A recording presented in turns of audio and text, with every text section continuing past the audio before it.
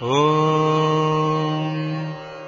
साईश्वराय विद्महे सत्यदेवाय धीमहि तन्नः सर्वः प्रचोदयात्। ॐ साईश्वराय विद्महे सत्यदेवाय धीमहि तन्नः सर्वः प्रचोदयात्। ॐ साईश्वराय विद्महे सत्यदेवाय धीमहि तन्नः सर्वः प्रचोदयात्। ओम साई राम। स्वामी के चरण कमलों में मेरा कोटि कोटि प्रणाम। श्री राम राम रामेति रमे रामे मनोरमे सहस्रनाम तत्तुल्यं राम नाम वरानने। श्री राम नाम वरानन ओम नमः इति। साई राम। श्री राम कथा रसवाहिनी के इस पारायण श्रृंखला में अब तक हमने सुना कि किस प्रकार श्री राम ने रावण पर और रावण की स्वर्णमयी लंका पर विजय प्राप्त की और अयोध्या की ओर प्रस्थान प्रारंभ किया। श्री राम, माँ जानकी और लक्ष्मण पुष्पक विमान पर आरूढ़ हो गए। पुष्पक विमान उत्तर की ओर उड़ चला। जब श्री राम, लक्ष्मण और सीता पुष्पक विमान पर आरूढ़ थे और पुष्पक विमान उड़ रहा था, तो श्री राम सीता को अनेक स्थलों के दर्शन करा रहे थे। श्री राम ने सर्वप्रथम सीता को वह स्थान दिखाया जहां राम और रावण का वो युद्ध हुआ जिसके लिए आज भी एक ही उपमा है कि राम रावणयोर युद्धम समम राम रावण युद्धम एव। यानी कि राम और रावण का ऐसा युद्ध था जो राम और रावण के युद्ध के समान ही था। उसकी उपमा किसी और से की ही नहीं जा सकती। जब पुष्पक विमान आगे बढ़ा तो श्री राम ने युद्ध स्थल दिखाने के बाद उस सेतु को श्री सीता को दर्शन करवाए जो वानरों ने निर्मित किया था। साथ ही उन्होंने वानरों की जो प्रगाढ़ निष्ठा थी, भक्ति थी और जो वानरों ने युद्ध के लिए किया उसका समस्त वर्णन श्री सीता मैया को दिया। वायुरथ आगे उड़ा और दंडकारण्य की ओर पहुंचा। वहां सीता और राम और लक्ष्मण वहाँ से पुष्पक विमान से नीचे उतरे और उन्होंने अगस्त्य ऋषि के आश्रम में अगस्त्य ऋषि को प्रणाम किया और अन्य ऋषियों से भी आशीर्वाद लिया। आगे बढ़े तो चित्रकूट पहुँचे जहाँ पर उन्होंने वन में जाते समय कुछ समय के लिए वहाँ पर विराम किया था। तो वहाँ के ऋषियों से भी सीता, राम और लक्ष्मण ने आशीर्वाद लिया। आगे बढ़े तो प्रयागराज दिखा। वहाँ उतरे। गंगा, जमुना और सरस्वती का जो पावन संगम है उस संगम में स्नान कर उस धरती का आशीर्वाद लिया। आगे जब बढ़े तो अयोध्या नगरी दिखी। तो आप सोच सकते हैं कि जिस अयोध्या नगरी को छोड़कर 14 साल पहले राम, लक्ष्मण और सीता ने वनवास की ओर प्रस्थान किया था, उसे देखकर उनके मन में किस प्रकार के विचार उठे होंगे। अयोध्या को पार करके जैसे ही पुष्पक विमान आसमान में उड़ रहा था तो नीचे राम के परम मित्र निषाद राजगुह ने ऊपर से ही जब पुष्पक विमान को देखा तो वो पृथ्वी पर लेटकर साष्टांग प्रणाम करने लगे। जैसे ही पुष्पक विमान नीचे उतरा और गुह के समक्ष राम, सीता और लक्ष्मण आए तो उन्होंने एकदम ही उन पे साष्टांग प्रणाम करके उनके चरणों में लेट गए और राम ने अपने परम मित्र को उठाकर अपने गले से लगा लिया। ऐसी थी राम और निषाद राजगुह की मित्रता।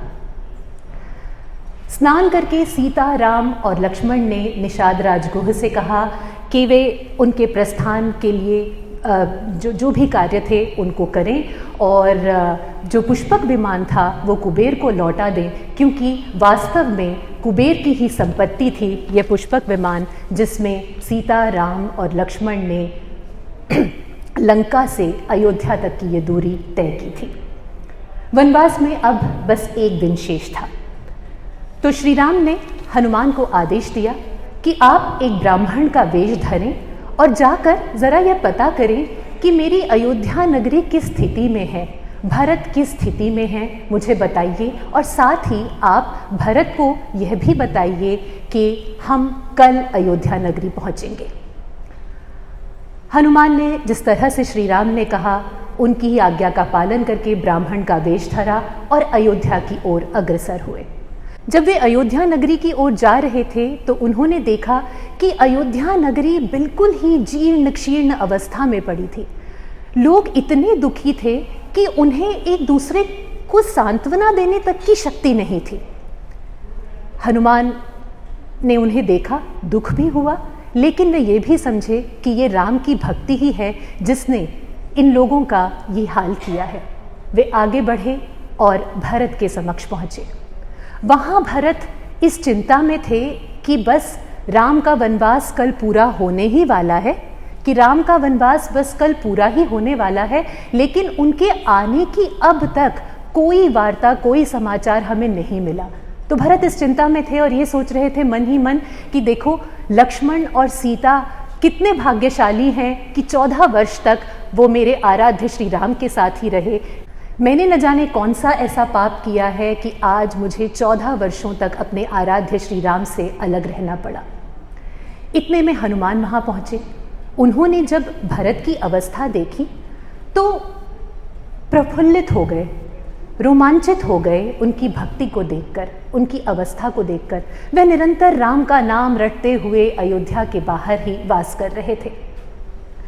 जब हनुमान वहाँ पहुँचे तो उन्होंने कहा कि हे भरत, आप जिनके नाम का जाप पिछले 14 वर्षों से कर रहे हैं, जिनमें आपने अपने मन को निरंतर रमा के रखा है, उन भगवान श्री राम ने शत्रु सेना पर विजय प्राप्त कर ली है। ऋषि मुनियों की सुरक्षा को उन्होंने निश्चित कर लिया है और सर्वलोकों में सत्य और धर्म का संरक्षण उन्होंने निश्चित कर दिया है। आज शत्रुगण भी श्री राम की महिमा का निरंतर गुणगान कर रहे हैं। यह समाचार सुनकर भरत आह्लादित हो गए। भरत को विश्वास ही नहीं हो रहा था कि आखिर वह शुभ घड़ी आ ही गई जिसका उन्हें 14 वर्षों से इंतजार था। उन्होंने हनुमान से उनका परिचय पूछा तो हनुमान ने अपना परिचय वायुपुत्र हनुमान के रूप में दिया। और जब भरत ये जान गए कि ये हनुमान हैं तो उनके चरणों में गिर गए और उनसे कहा कि हनुमान जी, आपने आज जो मुझे ये संदेश दिया है, मुझे ये नहीं समझ में आता कि इस शुभ संदेश को मुझ तक पहुंचाने के लिए जो आपका ऋण है, मैं आपको किस तरह से इस ऋण को उतारूं।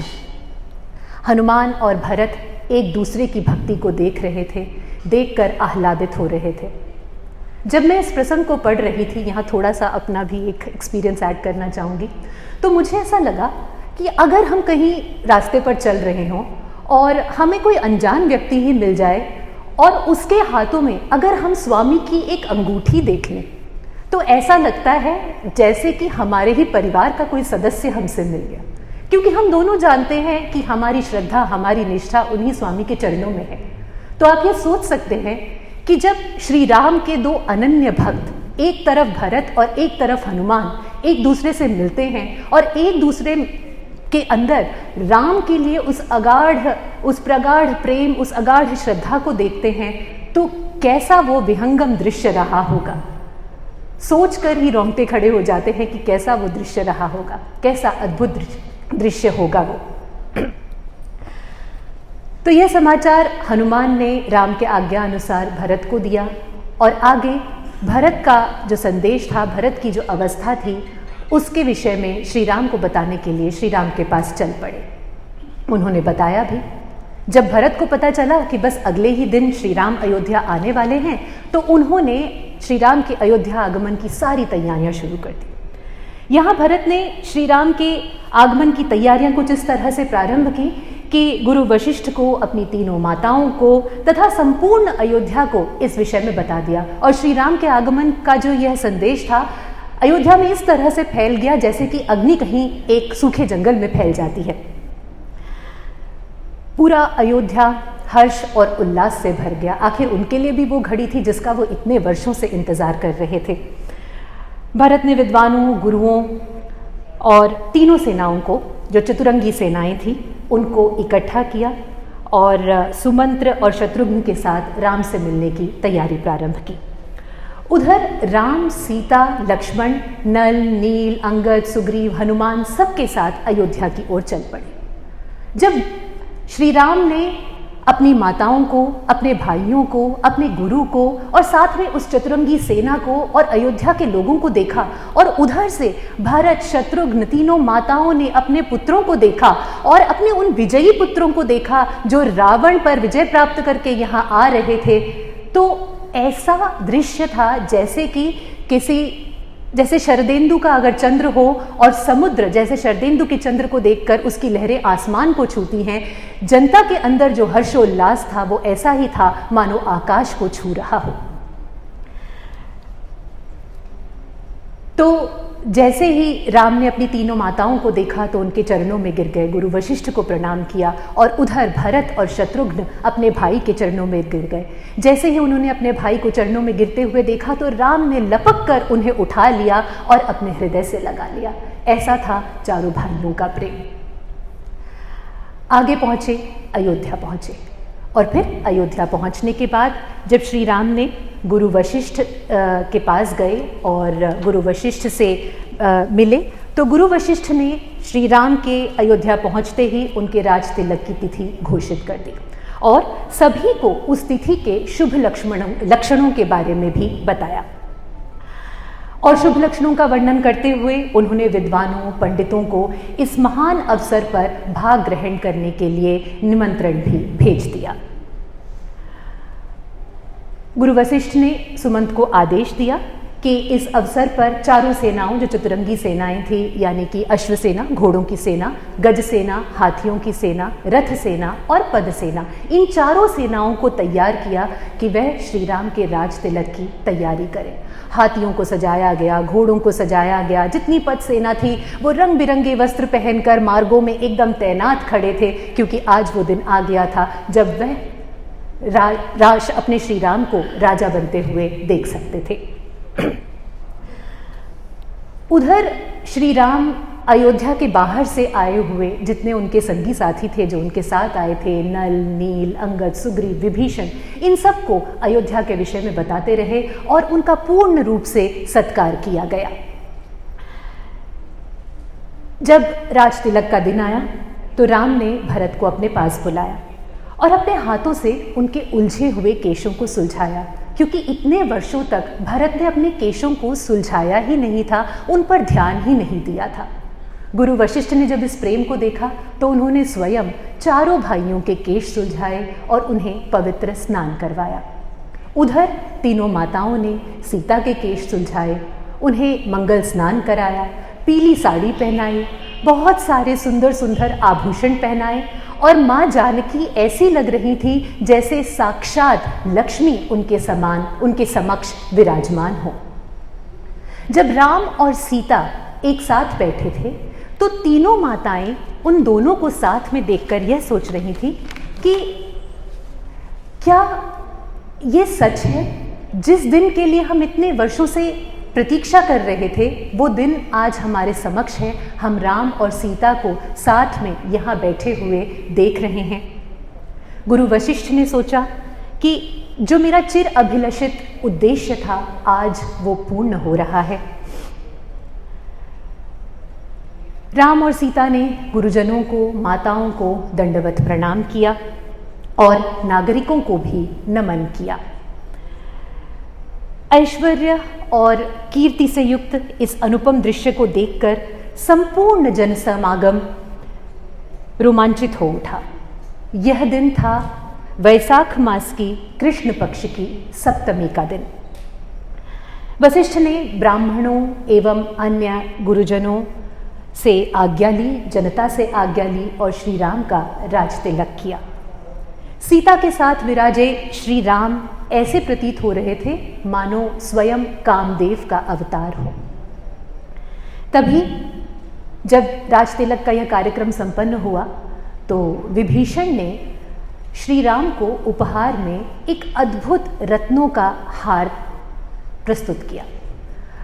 वो हार था जो रावण को समुद्र ने दिया था। अब आप समझ सकते हैं कि समुद्र ही समस्त रत्नों की खान है, और समुद्र ने जब रावण को ये उपहार के रूप में दिया होगा तो किस कोटि के रत्न उस माला में जड़े हुए होंगे, कितना सुंदर और अद्भुत हार रहा होगा।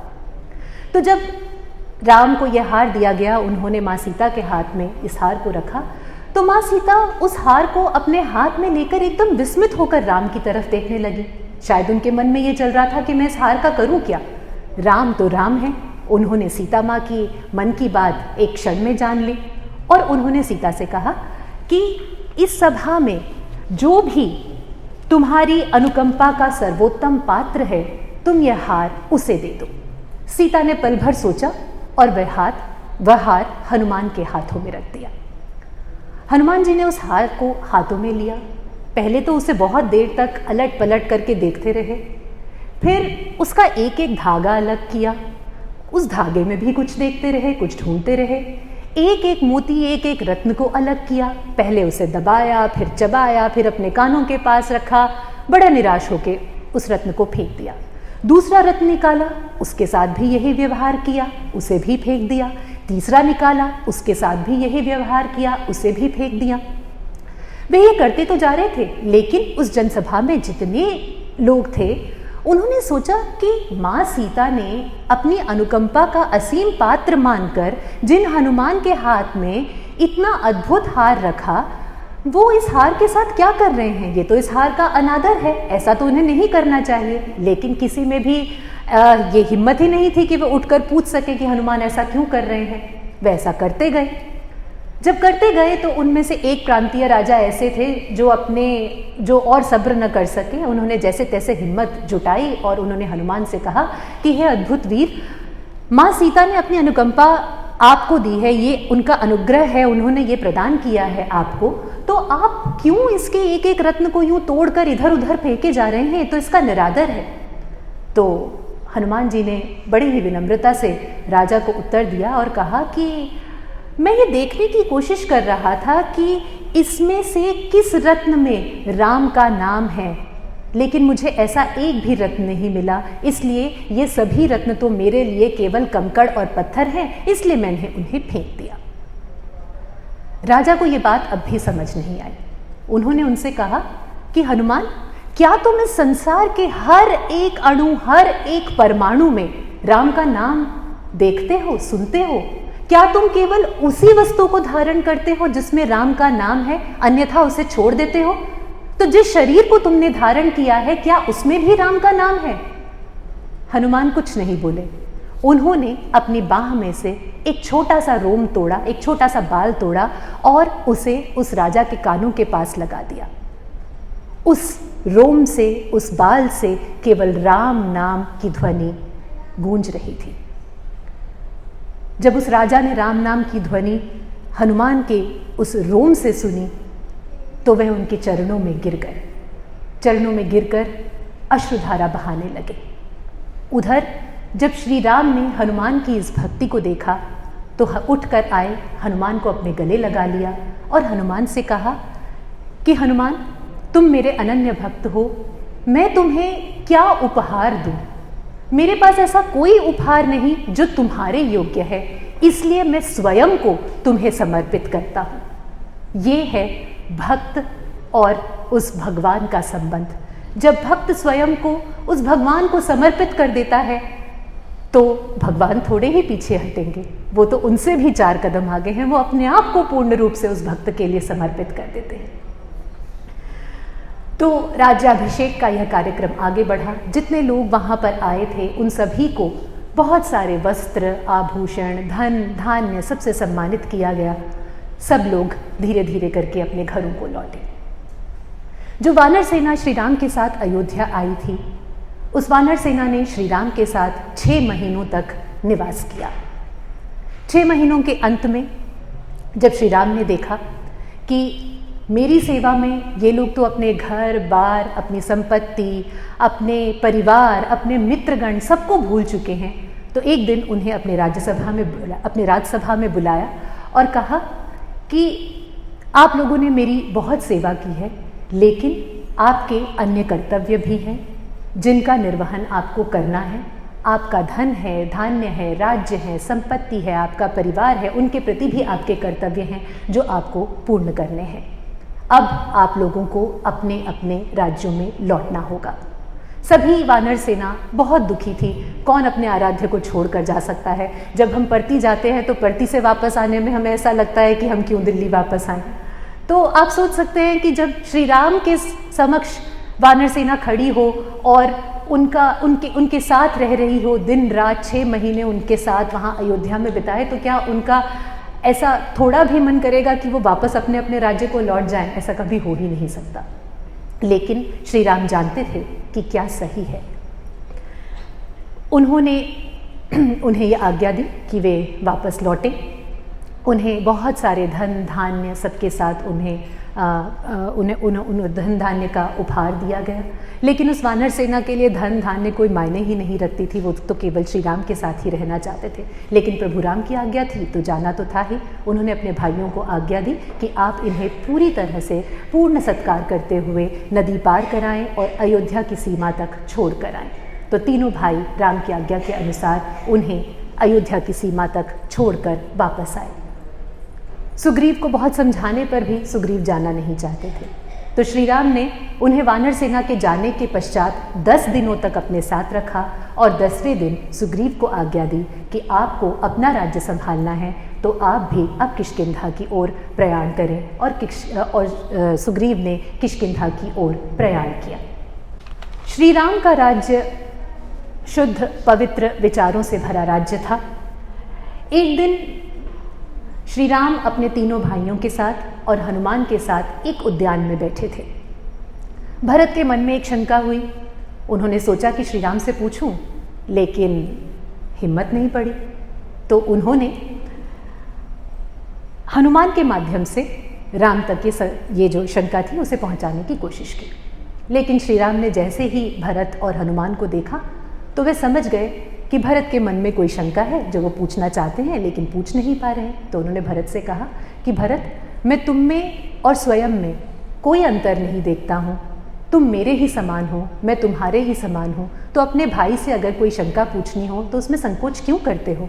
तो जब भरत से कहा तो भरत ने थोड़ी हिम्मत जुटाई और उन्होंने पूछा कि भाई, मैं आपसे ये जानना चाहता हूँ कि आखिर संत और असंत में क्या अंतर है? संत और असंत के क्या लक्षण हैं? तो श्री राम ने बहुत ही सुंदरता से और बड़े ही सरल शब्दों में संत और असंत के अंतर को भरत को समझाया। उन्होंने कहा कि जिस तरह से चंदन की लकड़ी को जब कुठार से काटा जाता है तो उस हत्यारे कुठार को भी चंदन की लकड़ी सुगंधित कर देती है, शीतल कर देती है। चंदन के समान है संत का व्यक्तित्व और कुठार के समान है असंत का व्यक्तित्व। और यही कारण है कि सभी चंदन की प्रशंसा करते हैं। देवतागण भी चंदन को धारण करते हैं। लेकिन कुठार के साथ क्या बर्ताव होता है? उसे अग्नि में तपाया जाता है, उसे मारा जाता है, पीटा जाता है ताकि वह पैना बना रहे। तो यही बर्ताव यह लोक संतों और असंतों के साथ भी करता है। तो जब संतों और असंतों के लक्षण के बारे में पूछा गया तो श्री राम ने कहा कि संत सदैव ही इंद्रियों के सुखों से विमुख होते हैं, सभी को एक समान दृष्टि से देखते हैं और हमेशा परोपकार में रत रहते हैं, वैराग्य से परिपूर्ण होते हैं और प्रतिपल आनंद मग्न रहते हैं। वहीं असंत दूसरों से ईर्ष्या करते हैं, दूसरों के दुख में ही सुख की प्राप्ति करते हैं और वास्तव में जो सज्जनों के 6 शत्रु हैं, यानी कि काम, क्रोध, लोभ, मोह, अहंकार और घृणा, वो वास्तव में असंतों के परम मित्र हैं। इसलिए असंत हमेशा निंदनीय तो होते ही हैं, लेकिन हमेशा उनसे सावधान रहने की आवश्यकता है और उनकी संगति से बचने की आवश्यकता है।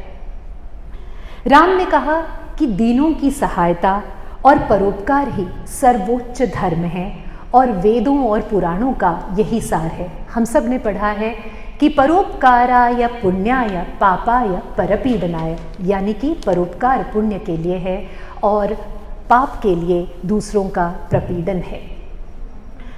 वेद पुराणों की शिक्षा का यही सार है। जो व्यक्ति मनुष्य जीवन पाने पर भी सदैव दूसरों की पीड़ा में संलग्न रहता है, उसे निरंतर इस जन्म और मृत्यु के भंवर में फंसना ही पड़ता है।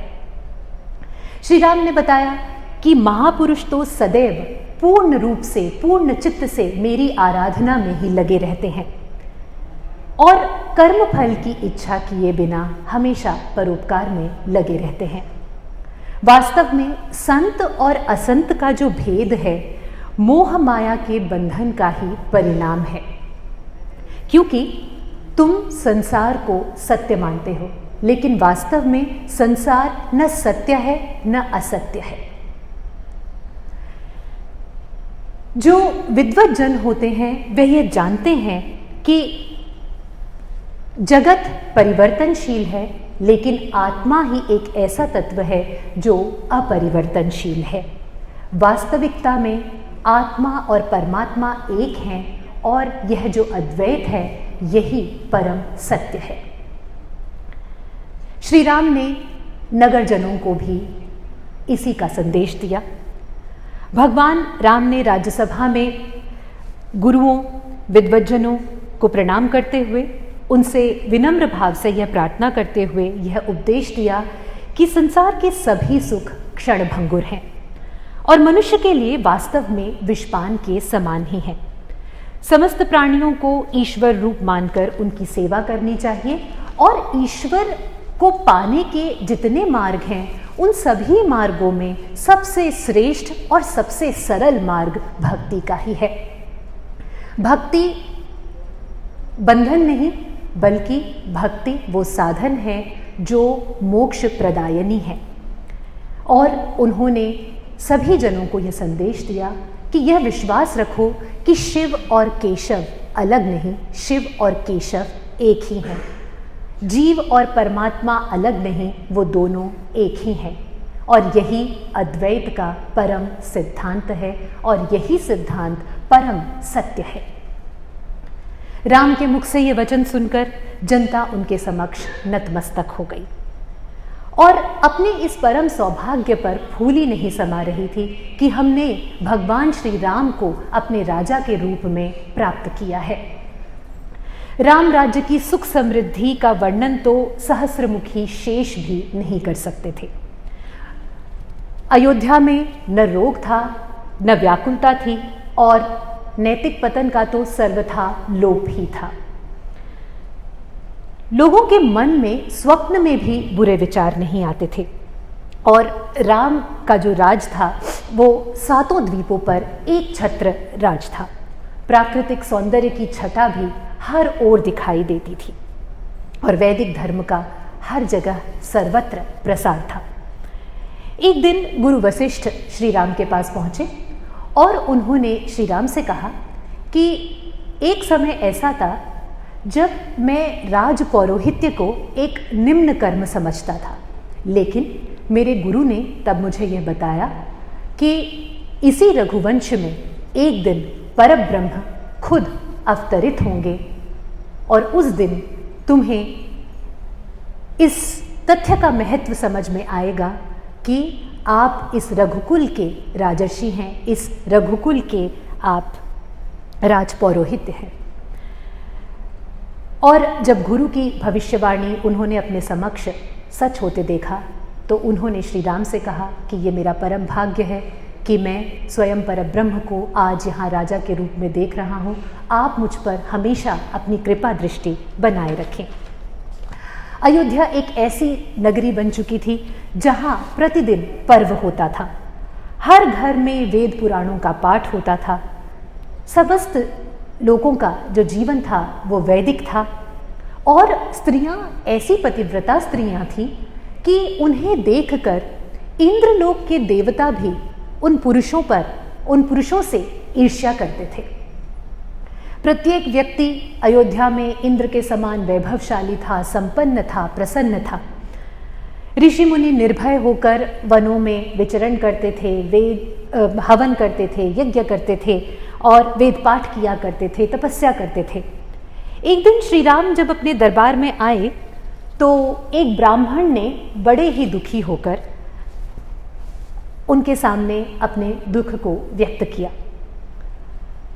उन्होंने कहा कि आज सूर्यवंश की कीर्ति का नाश हो गया है। आज मैंने यहाँ अयोध्या में एक ऐसा दिन देखा है जहाँ एक पिता ने अपने समक्ष अपने पुत्र की मृत्यु को देखा है। तो जब श्री राम ने उस ब्राह्मण की बात सुनी तो वे समझ गए कि इस घटना का कारण कोई प्रशासनिक दोष नहीं था, बल्कि यह कुविचारों का ये कुविचारों का परिणाम था। तो उन्होंने ऐसे नियम और अधिनियम बनाए और ऐसे नियम निर्धारित किए जिनसे मानसिक विकार भी उत्पन्न न हो। ऐसा शुद्ध था, ऐसा पवित्र था राम का राज्य। श्री राम ने कभी भी अपने सुखों की परवाह नहीं की, कभी भी अपने दुखों की परवाह नहीं की। सदैव मानव कल्याण में ही लगे रहे। प्रजा भी उनको हृदय से प्रेम करती थी और इस प्रकार उनका राज्य था जो इस तरह से शुद्ध और पवित्र रहकर अनेक वर्षों तक दैदीप्यमान रहा। राम तो स्वयं ही नारायण थे, अतः उनके साम्राज्य ने भूमंडल तथा इसके इतिहास को यश प्रदान किया। उन्होंने सदैव के लिए इस सत्य को लोक में स्थापित कर दिया कि वास्तव में सत्य और धर्म ही मानवता के सच्चे संरक्षक हैं। जय साई राम।